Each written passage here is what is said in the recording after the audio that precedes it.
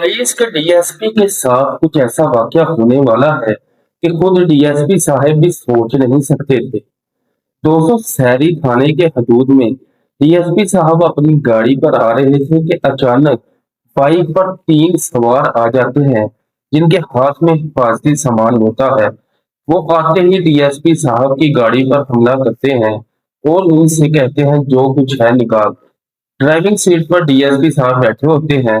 वो थोड़ी मुज़ाहमत करते हैं, लेकिन जो साथ वाली सीट पर बैठे हुए आदमी है वो बड़े ही आराम के साथ अपनी सारी नकदी और मोबाइल दे देते हैं। जबकि मुज़ाहमत के बावजूद भी डीएसपी साहब से उनका मोबाइल और नकदी छीन लेते हैं। फिर गाड़ी को अच्छी तरह चेक करते हैं।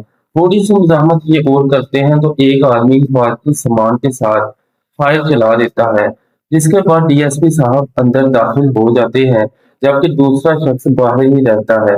और ये नकाबपोश अफराद वहां से बहुत ही आसानी के साथ निकल जाते हैं।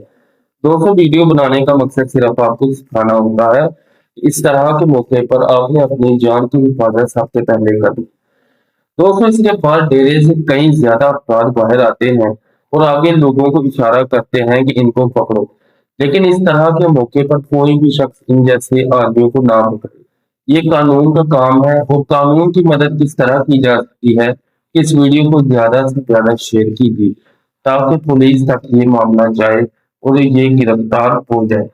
दोस्तों, अगर आपको हमारी वीडियो अच्छी लगी है तो चैनल को सब्सक्राइब जरूर कीजिएगा।